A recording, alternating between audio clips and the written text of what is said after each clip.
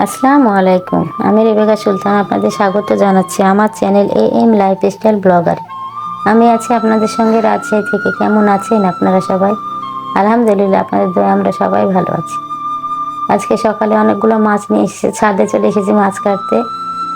মাছগুলো দুজন মিলে কেটে ধুয়ে পরিষ্কার করে নেব। এই তো মাছগুলো কাটা হয়ে গেছে, ধুয়েও নিয়েছি, রেখে দিয়ে এবার সকালে খাবারের জন্য চলে আসলাম টেবিলে। আজকে সকালে রুটি বানাইনি, আলু ভর্তা ভাত করেছি। আলু ভর্তাগুলো আমি করে নিচ্ছি।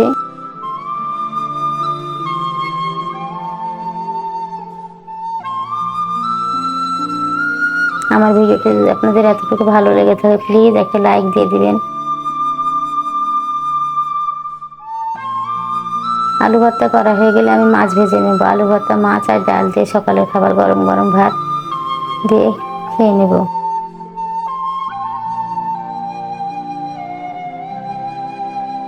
আলু ভর্তা করা হয়ে গেছে, আমার মাছ ভাজতে চলে আসলাম।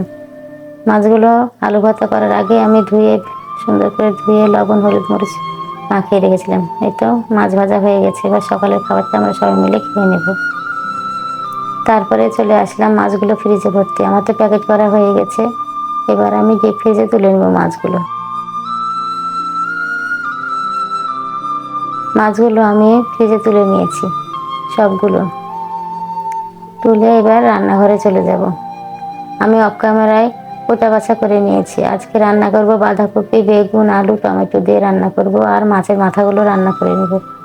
ওইদিকে আবার গরুর পায়া ভিজিয়ে রেখেছি, রাতের রুটি আর গরুর পায়া রান্না করব।